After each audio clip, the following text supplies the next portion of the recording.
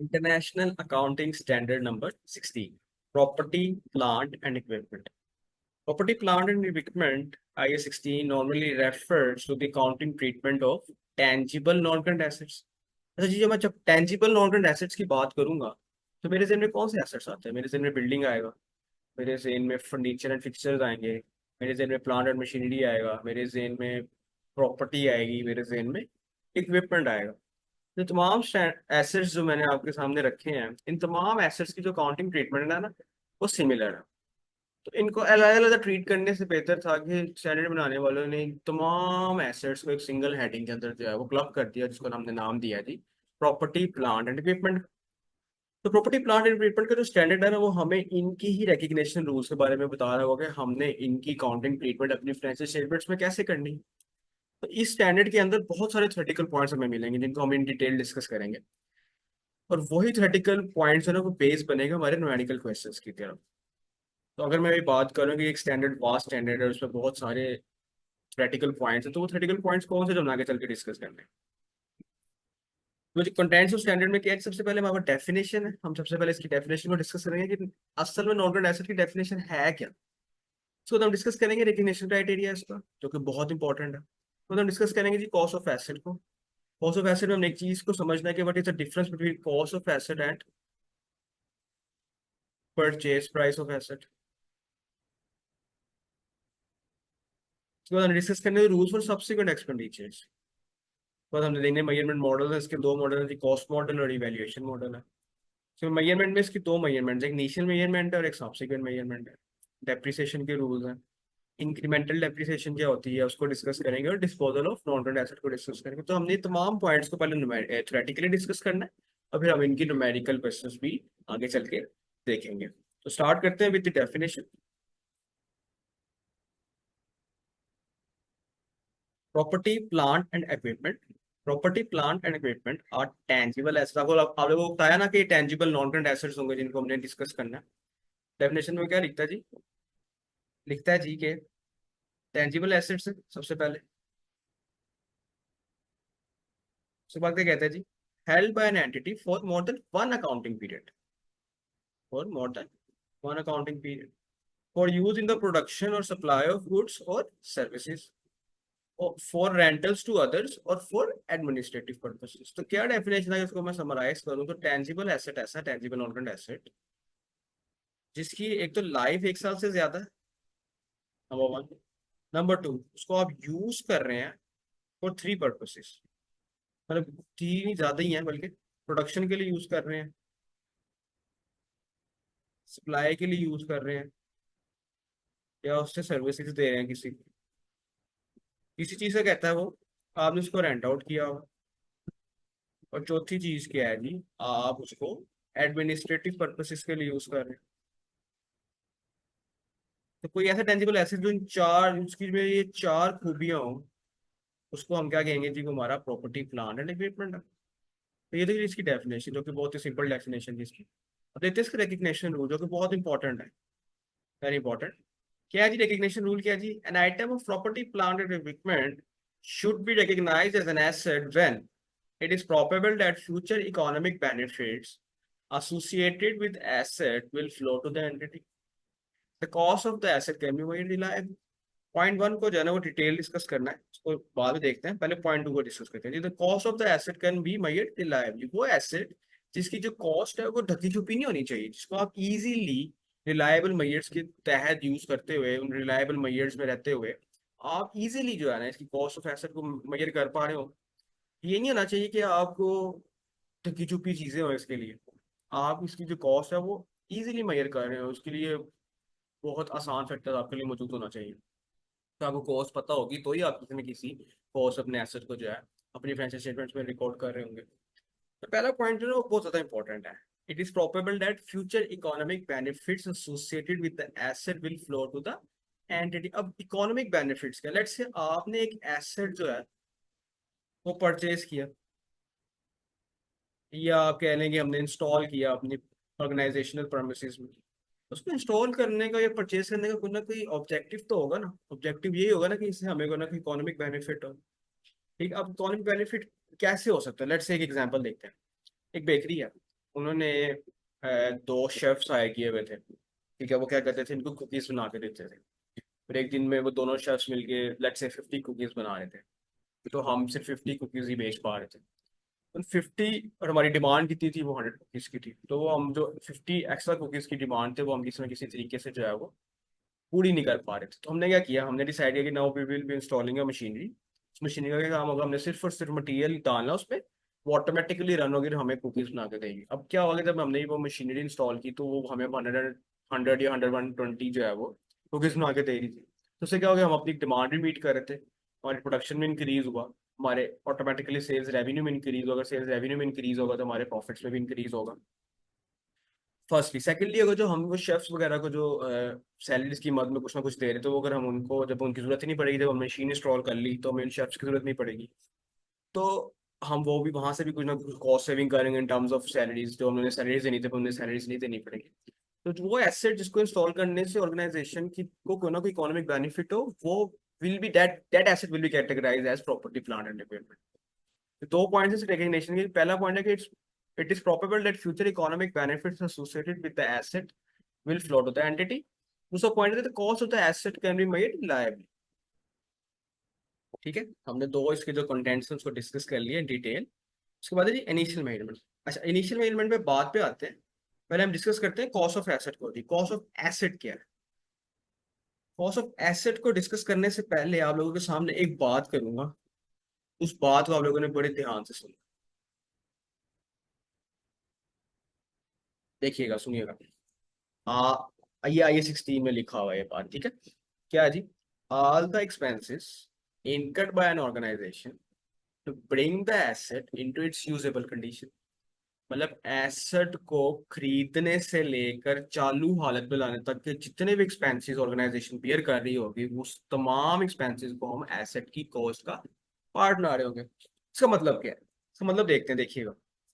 Let's say हमने purchase किया asset, पर किस पैसे करते, परचेज प्राइस हमने किया, लेट्स से 2 लाख का हमने एसेट परचेज किया। अब कुछ स्टूडेंट्स कहेंगे कि यही कॉस्ट एसेट की कॉस्ट है। नहीं, IA 16 कहता है कि all the expenses incurred to bring the asset in its usable condition. खरीदने से लेकर चालू हालत तक में जितने भी एक्सपेंसेस आप बियर करेंगे, उसको हम किसका नाम दे देंगे, उसको हम कॉस्ट ऑफ एसेट का नाम दे रहे हैं। अब लेट्स से मैंने जो है वो मशीनरी इंपोर्ट की है, मतलब मेरी ऐसी मशीनरी इंपोर्ट की है जो एग्जिस्ट नहीं करती थी हमारी कंट्री में, तो हमने वो मशीनरी इंपोर्ट किया। तो हमने क्या किया होगा, कोई ना कोई इंपोर्ट ड्यूटी बियर की होगी। लेट्स से मैं कहता हूँ जी 20,000 की मैंने इंपोर्ट ड्यूटी बियर की। अब देखो, ड्राई पोर्ट पे वो आई मशीनरी, ठीक है। अब वो मशीनरी को हमने पोर्ट की परमिसेस से लेके अपनी फैक्ट्री परमिसेस में लेके आना है या अपनी ऑर्गेनाइजेशन परमिसेस में लेके आना, तो हमें कोई ना कोई ट्रांसपोर्टेशन कॉस्ट बियर करनी पड़ेगी। लेट्स से हमने 10,000 की ट्रांसपोर्टेशन बियर की, ठीक है। अब वो मशीनरी को हमें इंस्टॉल भी करवाना था, हमने कोई ना कोई इसके ऊपर इंस्टॉलेशन चार्जेस बियर किए। लेट्स से मैं कहता हूँ कि जी मैंने 20,000 के ही इंस्टॉलेशन चार्जेस बियर किए, ठीक है। तो मेरे पास टोटल कॉस्ट ऑफ एसेट कितनी हो जाएगी, मेरी टोटल कॉस्ट ऑफ एसेट जो होगी वो होगी 2,50,000। This is the right cost जिसपे हमने अपने एसेट को अपनी फाइनेंशियल स्टेटमेंट्स पे रिकग्नाइज करना। तो हम अपने फाइनेंशियल स्टेटमेंट्स में एसेट को 2 लाख पे रिकॉर्ड नहीं कर रहे होंगे, हम अपने एसेट को 2,50,000 पे रिकॉर्ड कर रहे होंगे। अब थोड़ा सा आपको लोगों को इस बात का कॉन्सेप्ट होगा, उसको डिस्कस कर लेते हैं, लेकिन आगे चल के हम इसको इन डिटेल डिस्कस करना है। लेकिन छोटा सा कॉन्सेप्ट है, उसको देख लेते हैं। वो क्या कॉन्सेप्ट है जी। अभी 2,50,000 में जब आपने एसेट को अपनी मतलब एसेट को रिकॉर्ड किया कॉस्ट के ऊपर अपनी फाइनेंशियल स्टेटमेंट पे, तो याद रखिएगा ये सिर्फ 2,50,000 में हमने एसेट को जो है ना डिप्रीशिएट करना है। मतलब हमने कॉस्ट ऑफ एसेट डिटरमाइन कर ली और हमने कॉस्ट ऑफ एसेट 2,50,000 आ गई, तो अगर लेट्स से इसकी लाइफ है 5 ईयर्स, तो हमने इस एसेट को नंबर ऑफ, अगर लाइफ के ऊपर हम इसको डेप्रिशिएट करें, तो हमने इसको 2,50,000 को हम डिवाइड करेंगे बाय 5, और हमारे पास जो है वो पर ईयर की डेप्रिसिएशन आ रही होगी। अभी आगे चल के इसको डिटेल में डिस्कस करेंगे। इन कॉस्ट ऑफ एसेट को मैंने आप लोगों को समझा दिया कि एसेट को परचेज करने से लेकर चालू हालत में लाने तक के जितने एक्सपेंडिचर्स है, उसको हम किसका नाम दे रहे होंगे, उसको हम कॉस्ट ऑफ एसेट का नाम दे रहे हैं। अब इसमें एक चीज है जो मैंने मिस कर दी जानबूझ के, वो क्या है जी, मैं सिर्फ लिखूंगा अभी, आगे चल के हमने इसको इन डिटेल डिस्कस करना है, वो है जी हमारी डिसमेंटलिंग कॉस्ट। वो है जी हमारी डिसमेंटलिंग कॉस्ट। अच्छा, डिसमेंटलिंग की मद में जो भी हम खर्चा करेंगे, उससे रिलेटेड जो भी कॉस्ट होगी उसको भी हम एसेट की कॉस्ट के साथ कैपिटलाइज कर रहे हो। अब वो डिसमेंटलिंग कॉस्ट क्या है, उसको आगे चल के देखते हैं। अब देखते हैं कि जी बुक क्या कहती है हमारी, स्टडी टेक्स्ट क्या कहते हैं। N item of property plant and equipment should initially be measured at its cost. तो हमने कॉस्ट को जो है वो डिटेल में डिस्कस कर लिया। अब वो कॉस्ट को कैसे एक्सप्लेन करते हैं देखिएगा। Include all cost involve in bringing the asset into working condition. तो मैंने आपको क्या बताया था कि खरीदने से लेकर चालू हालत तक के जितने भी एक्सपेंडिचर्स हैं, जितने भी एक्सपेंसेस है, उसको हम किसका पार्ट ना रहेंगे, कॉस्ट ऑफ एसेट का पार्ट ना रहेंगे। अब उसमें वो एग्जांपल दे रहा है जी। एग्जाम्पल क्या दे रहा है जी, include in include in this, मतलब इसमें क्या क्या शामिल है कॉस्ट में। Initial cost, capital cost such as the cost of site preparation, delivery cost, installation cost, boarding cost, etcetera etcetera and etcetera. तो बोर्डिंग कॉस्ट के वो हम आगे चल के डिस्कस करेंगे। मैंने इंस्टॉलेशन का आपको बताया, डिलीवरी का बता दिया, और साइट को प्रिपेयर करने की जो कॉस्ट है वो बता दी। ठीक है, उसके बाद revenue cost should be written off as income. ठीक है, समझ गए। फिर उसके बाद जो इंपॉर्टेंट कॉन्सेप्ट है वो डिसमेंटलिंग कॉस्ट। डिसमेंटलिंग कॉस्ट को भी एक्सप्लेन करते हैं, जरा गौर से देखिएगा इस पॉइंट को, बड़ा इंपॉर्टेंट पॉइंट है ये हमारा। डिसमेंटलिंग कॉस्ट, लफ्ज़ ही जाहिर है, डिसमेंटलिंग कॉस्ट। लेट्स से मैंने एक ऐसा एसेट परचेज किया जो कि साइज में बहुत बड़ा था। लेट्स से मैं कहता हूँ कि जी एसेट दिखने में कुछ ऐसा था, मतलब वो इंटरकनेक्टेड था और बहुत ज्यादा जगह घेरी हुई थी उसने। लेट्स से मैं कहता हूँ इस एसेट की जो लाइफ है ना वो 10 ईयर्स, लेट्स से। ठीक है, अब लाइफ है एसेट 10 साल है, और एक इतना बड़ा आपने प्लांट इंस्टॉल किया है जिसके ऊपर आपकी कंपनी के तमाम ऑपरेशन जो हैं डिपेंड कर रहे हैं, तो तब इसकी लाइफ पूरी की 10 साल बाद आपको ये एसेट दोबारा इंस्टॉल करना पड़ेगा। जब आपको ये एसेट दोबारा इंस्टॉल करना पड़ेगा तो पहले आप इस एसेट को एलिमिनेट करेंगे, तो आप नया एसेट इंस्टॉल करेंगे ना। तो स्टैंडर्ड क्या कहता है कि जब आप 10 साल बाद इस एसेट को एलिमिनेट करने के लिए जो भी कॉस्ट बेयर करेंगे ना, 10 साल लेट से आप सीएफओ आपकी कंपनी का या सीनियर मैनेजर अकाउंट्स हैं, ये वो लोग होते हैं जिनके पास बहुत ज्यादा वास्ट एक्सपीरियंस होता है। ठीक है, सिमिलर नेचर ऑफ बिजनेसेस में ये काम कर चुके होते हैं। तो आप उनसे गाइडेंस लेंगे कि सर हमें ये एसेट जो है ना 10 साल बाद डिसमेंटल करना है, आप बताएं कि इसकी डिसमेंटलिंग के लिए कितना खर्चा हो सकता है। वो अपनी एक्सपीरियंस को, एक्सपर्टीज को यूज करते हुए आप लोगों को एक फिगर दे देंगे। लेट्स से वो कहते हैं कि इसको 10 साल बाद डिसमेंटल करने के लिए हमें रुपीज 1 लाख चाहिए होंगे, रुपीज 1 लाख चाहिए होंगे। तो IS 16 क्या कहता है कि वो अमाउंट जो आपने 10 साल बाद बियर करनी है, लेट्स से आपने 1 लाख की जो अमाउंट 10 साल बाद बियर करनी है, आपने क्या करना है, इसकी प्रेजेंट वैल्यू कैलकुलेट करनी है और इसको एसेट की कॉस्ट का पार्ट बनाना है। इसका क्या मतलब है, लेट्स से अभी देखिएगा, बड़ा इंपॉर्टेंट पॉइंट है। मैंने एसेट, इसको ना मैं थोड़ा सा लाइन टाइमलाइन बनाता हूँ ताकि आपको ज्यादा बेहतरीन समझ आएगी इस चीज की। अभी देखिएगा।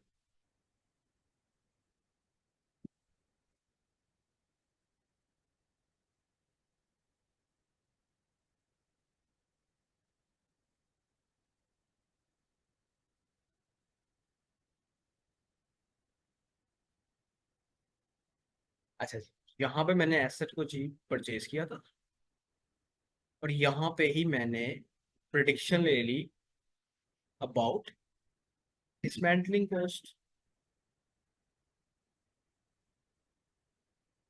ठीक है, और मैंने डिसमेंटल एसेट कब करा था, अपने 10वें साल में जाके। अब देखो, मैंने 10वें साल में 1 लाख बियर करना है ना, रुपीज 10 लाख, मैं सॉरी 1 लाख मैंने ईयर 10 में जाके बियर करना है। लेकिन IS 16 की प्रोविजन है, जब आपने एसेट को परचेज किया, आपने उसको किसी न किसी कॉस्ट से अपनी बुक्स में रिकॉर्ड करा, तो आपने इस 1 लाख की प्रेजेंट वैल्यू कैलकुलेट करनी है। मतलब इसका मतलब ये है कि वो वैल्यू, मतलब क्या एक्स अमाउंट जिसकी 10 साल बाद वैल्यू 1 लाख होगी, तो उसकी अभी क्या वैल्यू, आपने उस वैल्यू पे उसको रिकॉर्ड करना। तो हम क्या करेंगे, हम यहाँ पे प्रेजेंट वैल्यू निकालेंगे अपनी डिसमेंटलिंग कॉस्ट की।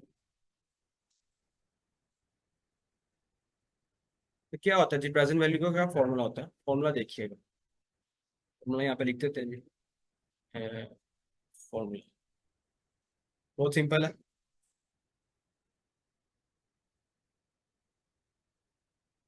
अच्छा जी, कैश फ्लो, ये मैं आपको जनरलाइज फॉर्मूला लिखवा रहा हूँ। कैश फ्लो, यहाँ पे हमारे पास कैश फ्लो क्या है, यहाँ पे हमारे पास कैश फ्लो जो है वो हमारी डीसी है, हमारी डिसमेंटलिंग कॉस्ट। इसको ये मल्टीप्लाई करते हैं जी किसी एक डिस्काउंट फैक्टर के साथ, किसी एक डिस्काउंट फैक्टर के साथ। तो डिस्काउंट फैक्टर क्या होता है, उसको नॉर्मली हम किससे रिप्रेजेंट करते हैं जी, 1 + i⁻⁻। अब इसको मजीद समझते हैं फॉर्मूले को जी, क्या है वो जी। यहाँ पे आई क्या है मेरे पास, आई है जी मेरे पास रेट ऑफ इंटरेस्ट, जो मेरे क्वेश्चन में गिवन होगा क्लियरली। एन क्या है जी मेरे पास, एन है जी मेरे पास नंबर ऑफ ईयर्स। ठीक है, अभी इस एग्जाम्पल में नंबर ऑफ ईयर्स कितने मेरे पास, 10। लेट से मैं कहता हूँ रेट भी, चल रेट कर लेते हैं हम 8%। रेट क्या है हमारे पास, 8%।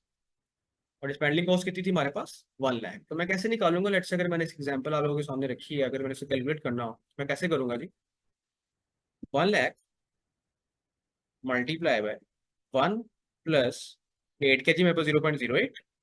पावर क्या है जी मेरे पास, -10। यहाँ पे मेरे पास क्या आ रही होगी, मेरे पास यहाँ पे आ रही होगी जी present value of dismantling cost. कितनी है जी, लेट मी कैलकुलेट। अगर मैं इस फैक्टर को सॉल्व करूं तो मेरे पास समथिंग आता है जी 4.63 एंड 2। इस बैटर के आप 4 फिगर्स तक इसको लें ताकि आंसर जो है वो राउंड ऑफ हो जाए टू द नियरेस्ट जीरो।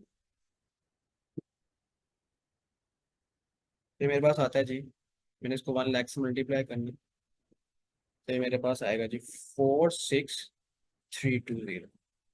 46320। तो मैं अगर वापस अपने एग्जाम्पल के पे आऊँ, जो मैंने डिसमेंटलिंग कॉस्ट का पार्ट छोड़ा हुआ था, तो मैं यहाँ पे क्या लिखूंगा जी, यहाँ पे मैं लिखूंगा 46320। अब ये मेरी जो कॉस्ट ऑफ एसेट है वो 2,50,000 नहीं हो जाएगी, वो हो जाएगी जी, इसमें हम ऐड करेंगे 46320 में हम ऐड करेंगे 2,50,000। तो ये हमारे पास आ जाएगा जी टू, सॉरी 296320। तो हमारी कॉस्ट ऑफ एसेट कितनी होगी जी, 296320। तो आप लोगों को क्या बताया था, अब यहाँ पे एक बहुत इंपॉर्टेंट पॉइंट है, उसको देखिएगा। आप लोगों को क्या बताया था कि जो हमारी कॉस्ट ऑफ एसेट है ना, कितनी है हमारे पास कॉस्ट ऑफ एसेट, 296320। इसको हमने डिप्रिशिएट करना है। मैंने कहा था अब ये वाली कॉस्ट जो हमारी वो डेप्रिशिएट होगी। लेट्स से अगर एसेट की लाइफ 5 इयर्स है, तो हम कैसे निकालेंगे डेप्रिसिएशन पर ईयर की, 296320 को डिवाइड कर देंगे 5 से। तो मेरे पास जो ईयरली डेप्रिसिएशन आएगी वो कितनी आएगी जी, ₹592604। ठीक हो गया। तो हमने कॉस्ट ऑफ एसेट को इन डिटेल डिस्कस कर लिया, हमने डिसमेंटलिंग कॉस्ट को डिस्कस कर लिया। ठीक है, अब हम एक डिसमेंटलिंग कॉस्ट का जो है ना एक ब्रीफ सा क्वेश्चन देखते हैं, ताकि जो हमारी अंडरस्टैंडिंग हमने बिल्ड करने की कोशिश की है उसको हम थोड़ी सी मजीद क्लैरिटी लाएं उस चीज़